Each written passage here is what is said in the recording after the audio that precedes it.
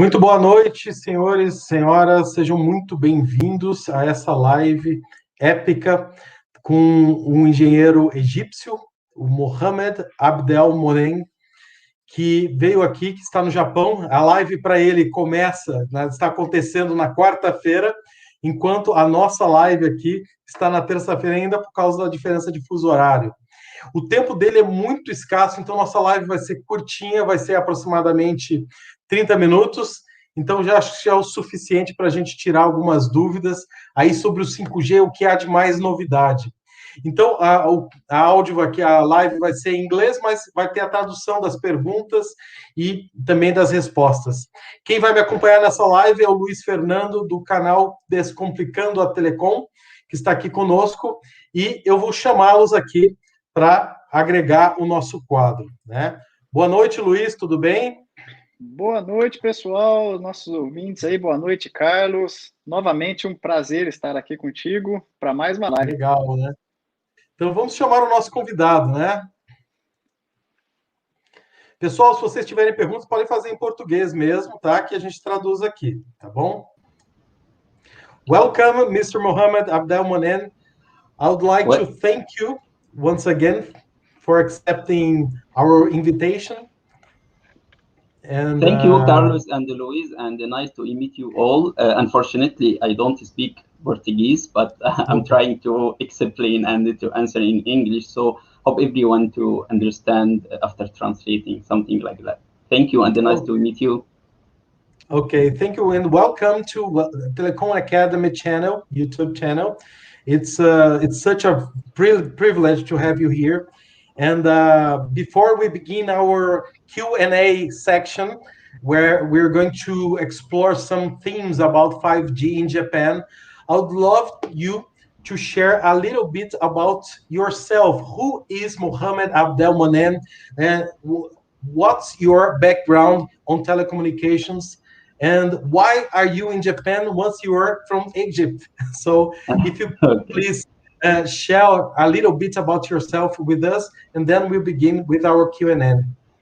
Sure, thank you. Originally, I am from Egypt, so I'm from the Middle East, so another, I think, content. So the main reason or the main background of me is the telecommunication, mobile telecommunication. As you know, there are many different domains in telecommunication. So my focus is mobile generation, starting from 2G up to 5G now. And I have around 10 plus experience in mobile telecommunication. I worked with different vendors and operators like Ericsson, Huawei, and Vodafone Egypt, and also Telecom Egypt. After that, I wanted to, I have been, I think, 1 year, 4 months in Japan.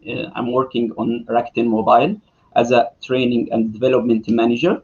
And the journey is started in 2020 in Japan, but originally all my previous experience is worldwide in training domain. So I delivered a lot of hours for 2G, 3G, 4G, 5G worldwide in Middle East, Asia, Europe, and also including US. But Brazil is one of my interesting countries, to be honest. And so I'm happy to be with you today to explain more and make emphasize on 5G in general, how Brazil can go to 5G fastly or slowly, something like that I will share with you today.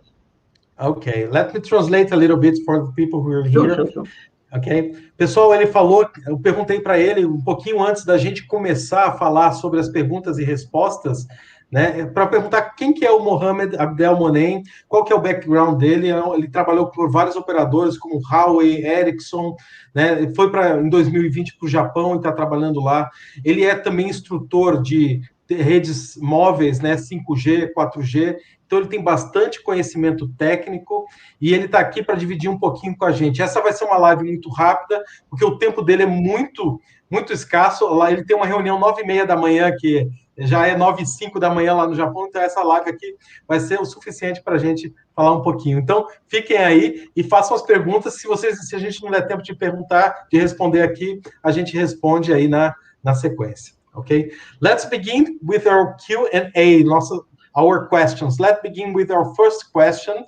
I'll put here in English and here in Portuguese. Pessoal, em português aqui está embaixo a tradução da pergunta. Mohamed, please. Japan has launched 5G network on March 2020.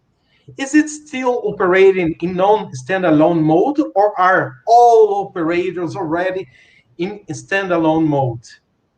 Okay, first of all, need to understand first what are the operators in Japan. Japan is starting from NTT Docomo, KDDI OU, or SoftBank, and Rakuten Mobile started on This Is My Company, started in April 2020. So there are 4 operators in Japan. So the official spectrum auction for 5G started on April 2019, but the official launch for each company, NTT Docomo, started 5G commercial launch on March 25. Also, KDDI on the commercial launch of 5G was on March 25, 2020, sorry, and also SoftBank on March 27, 2020. And after that, Rakuten Mobile started 5G like 6 months after them on 30 September 2020. So all of them, yes, launched 5G. About non-standalone and standalone, as you know, while 5G has launched in Japan, the operator are using the initial version of 5G standard, and something is called non-standalone. And this means that for 5G smartphone user to connect a 5G network, for example, they must be connected to 4G. So this meaning at the same time. So for now, Japan's wide 4G availability is essential and valuable foundation for 5G service.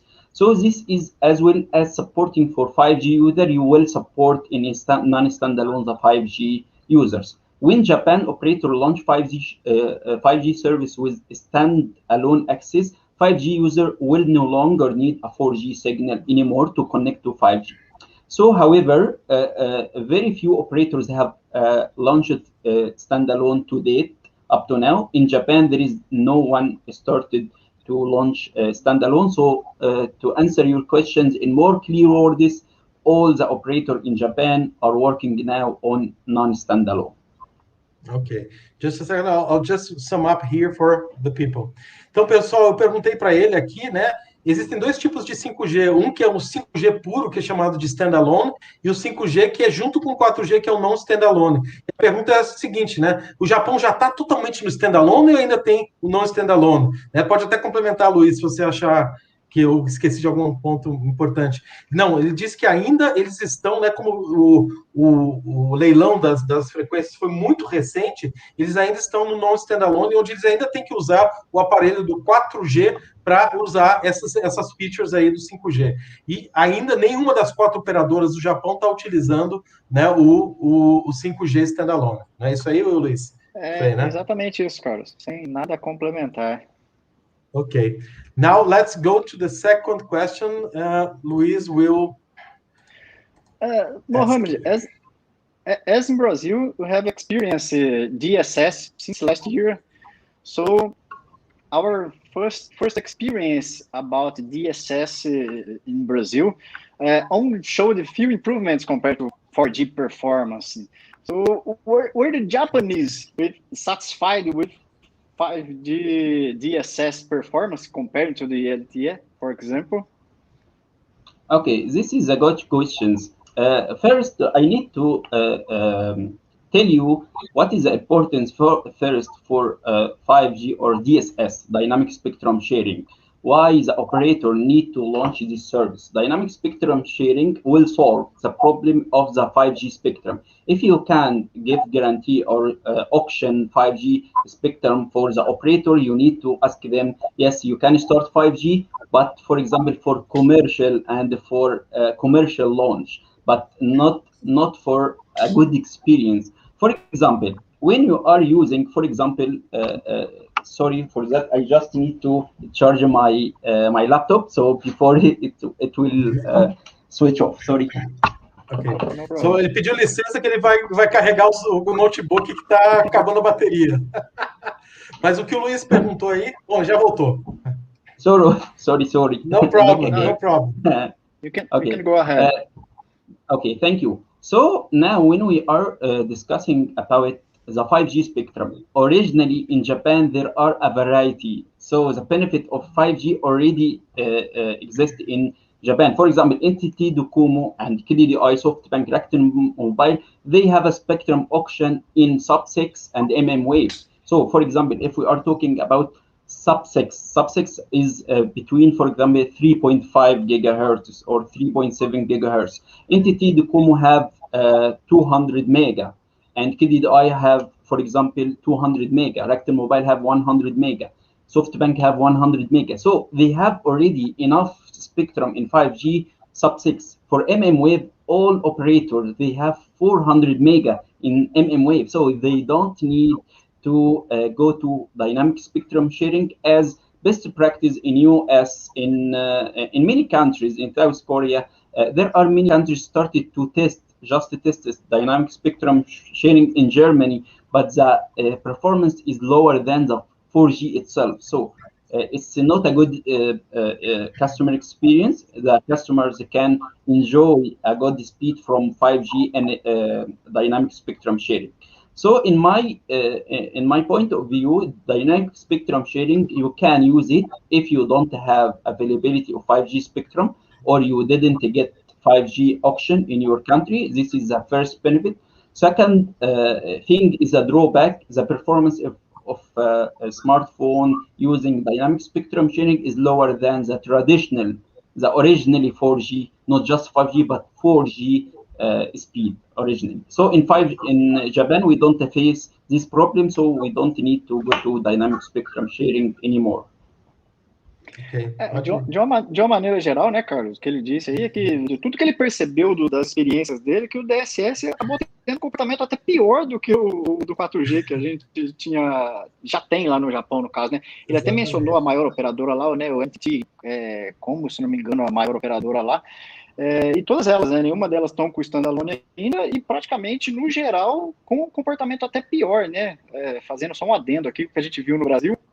No Brasil, a gente até vê um pequeno ganho de taxa em relação ao 4G, mas lá, pelo jeito, a experiência foi até pior, né? Ele até chamou de prejuízo, né? Então, assim, nem tá compensando colocar o DSS lá.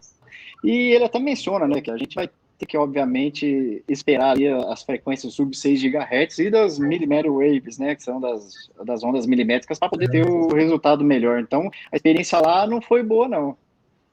Só para quem não sabe, o DSS é justamente você usar frequências do 4G para usar serviço do 5G, que aqui no Brasil já começou a usar. Então, ele está dizendo que não vale a pena, né? Só para...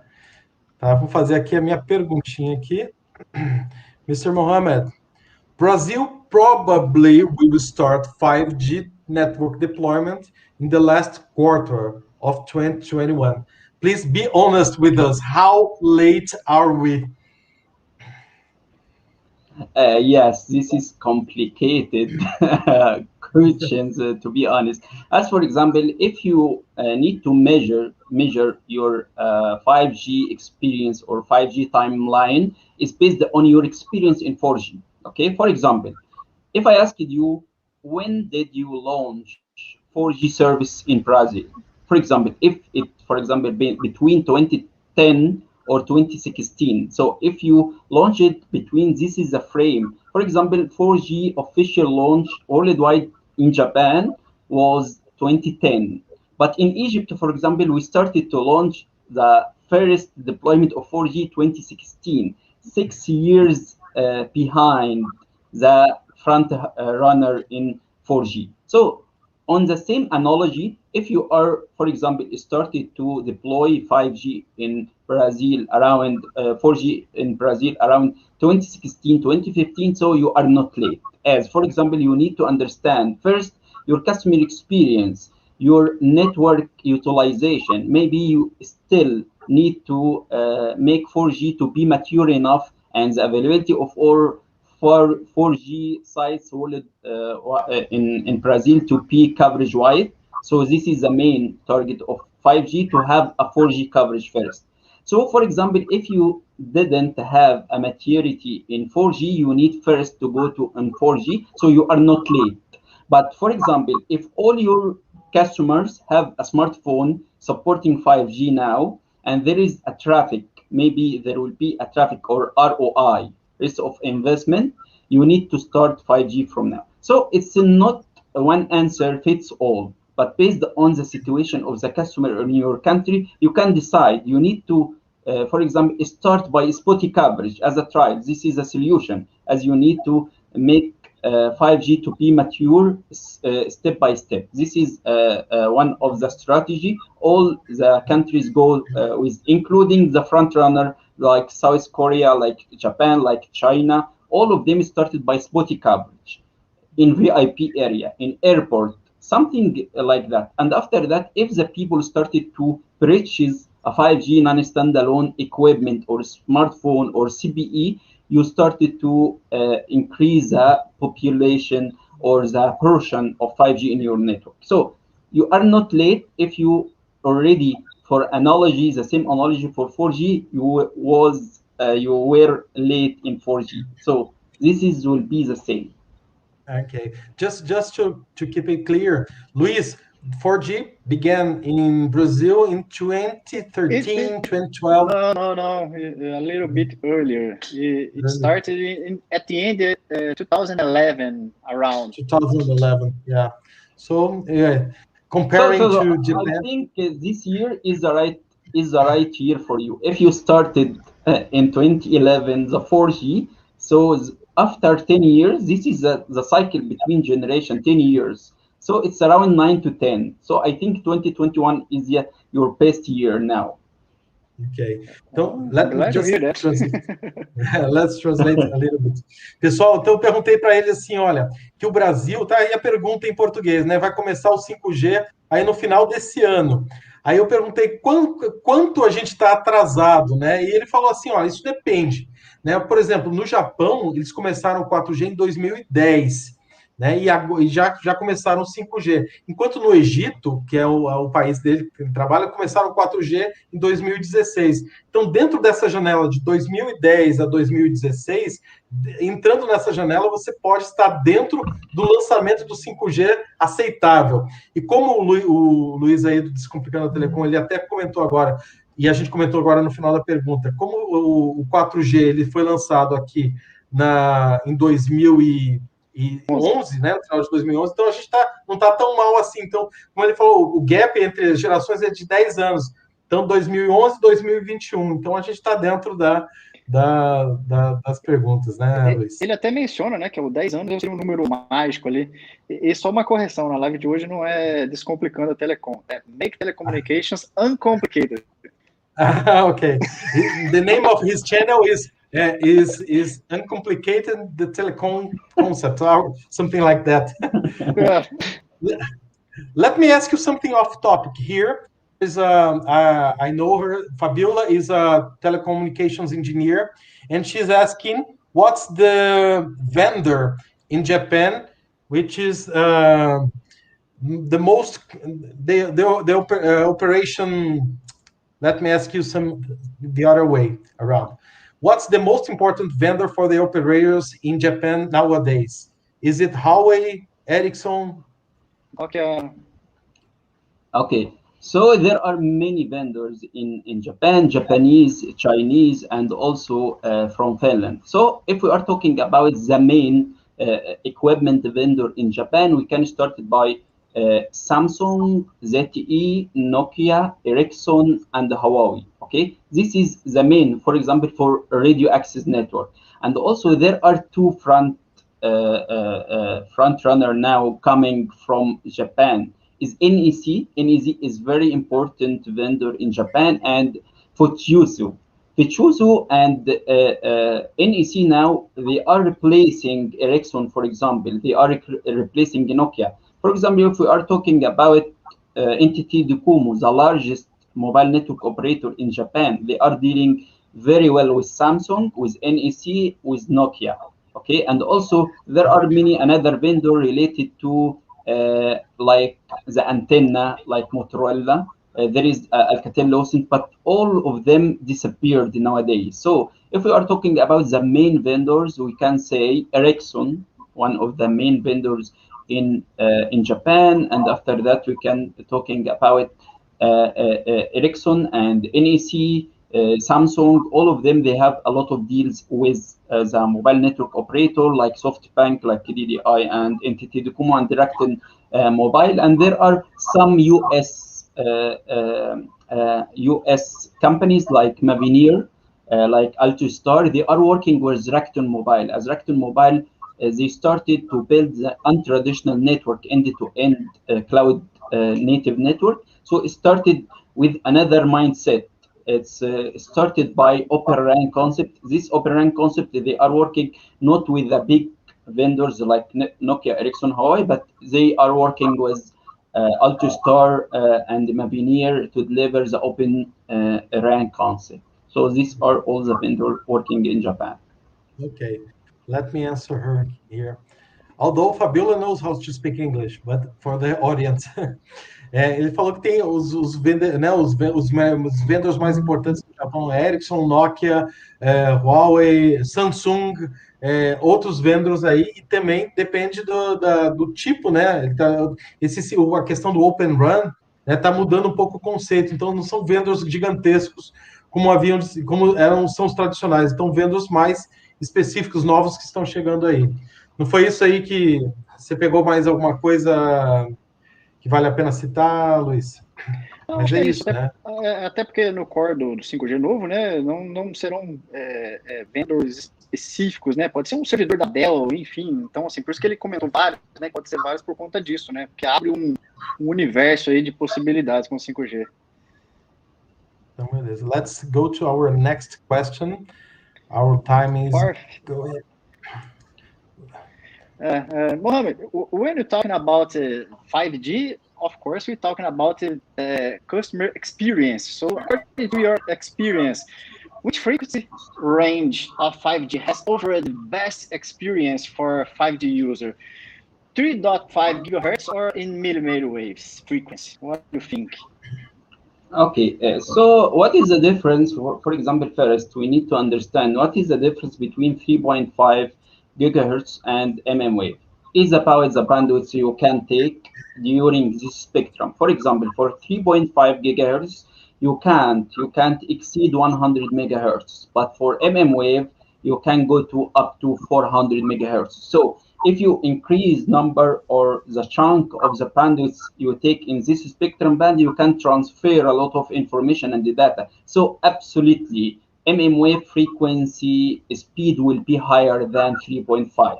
But there are many obstacles and barriers in mmWave, like its short coverage. So it's have a low penetration through the walls, for example. So there are many complications in mmWave. In general, if you need to start, almost around 90% of all countries, of all operators launched the 5G on 3.5 gigahertz. What is the reason? At 3.5 gigahertz is all the mobile phone are supporting this band. This is the first. Second, from point of view of coverage and the capacity, you can, for example, through some technology like mmWave, like massive MIMO and the beamforming, you can achieve the same coverage of the 4G. So you don't have the problem of the coverage in 3.5 gigahertz. So from customer performance, yes, 3.5 gigahertz is the pioneer spectrum in general worldwide. All of the companies started by this one. mmWave is still supported for all companies, but there is no use cases so far to mature enough to start using mmWave frequency. Basicamente depende do foco da operadora, né? Ele diz que no caso do 3.5 pode chegar no máximo até 100 MHz, algo bem parecido aqui no Brasil, o leilão, se não me engano, que vai de até 80, se eu não estou enganado, ou 100, tá? Posso estar enganado. E no caso das ondas milimétricas, ele falou que pode chegar até 400, que também é o mesmo caso do Brasil. Ou seja, ele até fala, quanto maior a banda, maior a taxa que eu consigo entregar. Então, assim, em termos de taxa de experiência, obviamente é incomparável nas ondas milimétricas. Mas as ondas milimétricas têm o prejuízo ali da cobertura muito ruim e tal. Ele até comenta que 90%, não estou enganado, né, das operadoras vão começar ali com o 3,5 justamente para prover primeiramente a ampla cobertura 5G, tá? Então, É quase que um trade-off, né? Uma troca ali entre o prejuízo e o ganho de um e o ganho de outro. Seria mais ou menos Exatamente. isso. Ele comenta também aí que na faixa do 3.5G o pessoal está começando por ela, né, justamente porque pela facilidade que os aparelhos têm, né, de acessar essa banda. E também o problema aí de as ondas milimétricas na faixa aí de dezenas de gigahertz, você não ter aquela cobertura tão grande, né? Aí você vai precisar de relay nodes, microcells, femtocells, e essas daí para tentar cobrir tudo isso, né? Então, é isso daí. Deixa eu ver uma... And also, I can add now some statistics about download speed experience in general. As being open signal report, for example, is the download speed average for all Japanese operators is around 54.5, for example, megabit per second. For NTT Docomo, for OYO is 50. For SoftBank is 42. For Rakuten Mobile around 20. So on average, when we are talking about if you are know the speed test or OCLA, so Japanese March 2021 report say the download average speed in the mobile is 45 megabit per second for download, and for upload is around 11.5 megabit per second. So this is the main statistics for Japan. Thank you. Let me translate that. Interessante esse dado que ele passou, pessoal. Ele falou o seguinte, que estatisticamente a média de download, estatisticamente, né, de um speed test, OCLA, aqueles sites que você faz, né, a média dá em torno de 50 megabits por segundo, né, de download e 11 megabits por segundo de upload. Eu achei até um pouco baixo, não sei. Eu tô entendendo que é 4G isso aí, não? That's LTE. Is that correct, Mohamed? Yes. LTE we're talking about. Yeah. Para 4G. Estamos na média, né, Carlão? It's average around here is the same. Really, it's a good number, by the way. I know our time is almost up, but we have just... Yes, we have 5 to 10 minutes if you need okay. to. Okay. No problem. Let's see here. Okay. We know Japan has a large cloud RAN deployment. Could you please share with us your point of view about advantages and drawbacks in architecture like this? Okay. So, for example, when you are talking about RAN, radio access network, this is the most expensive part of the network. So if we are talking about CAPEX or OPEX of the network, around from 60 to 65 of the CAPEX of the network is existing in the RAN network. So here we need to think out of the box how we can decrease the CAPEX and the OPEX through something is very flexible. So the idea of Cloud RAN is we need to disaggregate all the RAN function and move it to the cloud. And when we are moving it to the cloud, you are up to date with the IT infrastructure, so you can support, for example, virtualization concept. You can reduce the space in the site. You don't need everything to be on the site. You can move it to the cloud. And also you can decrease the energy consumption, so you are go green. And also you will decrease number of, not number, but you will decrease the time consumption to install all the live sites. So when you are moving everything to cloud, except the antenna, you can't, for example, move the antenna to the cloud, but all the function, you can transform them to software, you will shift them to the cloud. Everything, you can disaggregate and separate the software from hardware, you can go to the cloud. So the Cloud RAN now is undergoing for Rakuten Mobile is already it's end-to-end Cloud RAN, and it's supporting not just Cloud RAN but also Open RAN concept. Everything it's not proprietary. Everything is open. Interface is open. Hardware and software and not even logged in one vendor, for example. Okay, so Cloud RAN, this is the advantage. But what is the drawback of Cloud RAN? If you need to deploy, if you need to deploy the Cloud RAN concept, you need to have a fiber densification in your country. And the fiber, it's there are many problems of fiber. For example, the fiber cut, the dig and the take a time, it's costly. So not all countries can have a fiber everywhere. So this is the only drawback of the Cloud RAN. Especially in Brazil as a continental size. Yes. Really? Yes. Bom, pessoal, essa pergunta foi muito legal, né? Foi uma pergunta criada aí pelo Luiz, eu achei muito legal, né? E que pergunta, né, justamente que o Japão tem um Cloud RAN, né? Que é um conceito aí da rede de acesso tudo via nuvem, né? E ela é muito grande no Japão. E ele falou, a pergunta diz, né? O que é as vantagens e desvantagens? Ele diz que de cara as desvantagens são bastante investimento, né? CAPEX e de operação, de implantação e operação, algo que custa muito dinheiro, né? E atualmente tudo tende a migrar para a nuvem, exceto as antenas, que ele falou. Imagina só, né, na rede de acesso você não pode ter uma antena na nuvem. Mas, as vantagens são muito grandes. Você tem que migrar toda a sua rede atual para a rede da nuvem. Isso, sim, a partir do momento que isso vai ocorrendo, vai se tornando mais vantajoso. Mas esse período de transição pode ser muito custoso, né? Então, essa questão da Cloud RAN é um grande negócio e é uma tendência nessa descentralização, tudo passar para a nuvem, e para isso também tem um ponto de atenção muito importante, que é a questão das fibras óticas. Para funcionar um Cloud RAN, a rede de acesso de rádio não vai ser simplesmente rádio, a gente vai ter que ter fibra ótica para atender tudo isso, e muitas vezes, dependendo do país, a qualidade da fibra ótica pode fazer a diferença, né? Então, é isso aí. Muito bom. Let's see. Just one more? Well, the last one, okay, but not least. Go ahead. When you think about 5G and their new features, new applications, soon you think about autonomous cars, remote surgeries, and so on. Applications like this are already being implemented in Japan?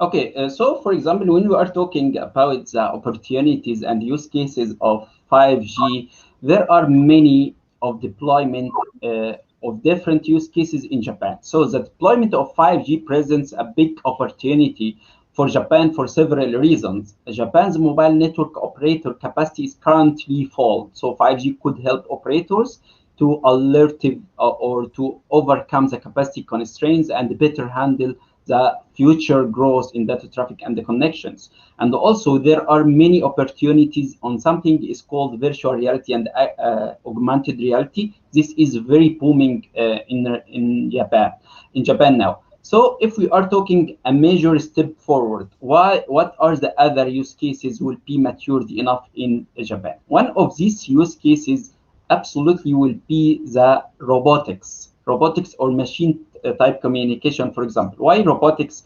will be one of the use cases in Japan, and autonomous driving as well. But for example, if we are talking about autonomous industry is especially important for Japanese economy.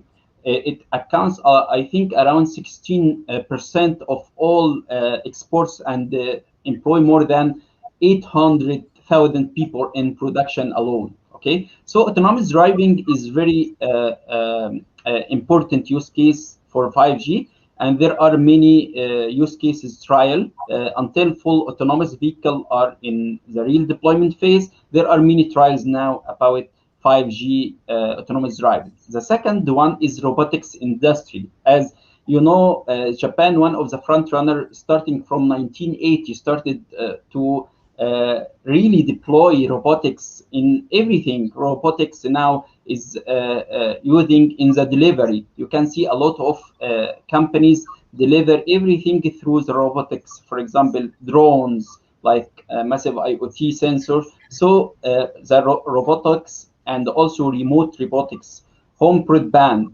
virtual reality and augmented reality, and also the first one is absolutely autonomous driving. One of the use cases started in Japan, I think from 2019 as a trial, and now there are many use cases, many enterprise, many startup working on the robotics area. This will be booming in the next 2 years.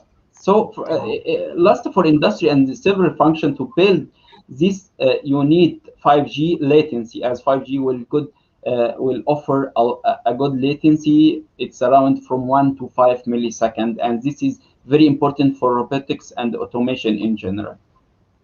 Okay. De uma maneira geral, ele diz, né, que sim, tem estudos e tem trabalhos voltados para esses dois que a gente fez na pergunta, né, que é a questão dos carros autônomos e das cirurgias remotas, mas o que ele falou que o que está forte mesmo para valer lá é a questão da robótica. Eles estão usando o robô para tudo, né, inclusive para as fábricas inteligentes, né, ele menciona lá que tende a melhorar a questão da produção, que é muito manual ainda, então, e principalmente por ser a questão robótica, eles estão levando mais em consideração aquela questão da quantidade massiva, seria o IoT, né, que a gente conhece aqui, e por conta disso puxando também a baixa latência. Então, eles estão mais voltados nesse sentido do que para os carros em si, né? De 1 a 5 milissegundos, né, de latência. De 1 a 5, 1 to 5. Okay, well, I would like to thank you very much for attending our live. And I really appreciate it. I wonder if you could sometimes, another time, talk a little more about 5G with us. It was very good to have you here, and we pointed out very important things about 5G, and it's very interesting to hear from around the globe what's happening, what's going on, and where are we in all this race to 5G. And thank you very much for your attention, for disponibility, and I'll share with all our viewers your social media, LinkedIn, Twitter, YouTube channel, and everything. Yes, and thank you very much. I'd like just you to leave us with a final message.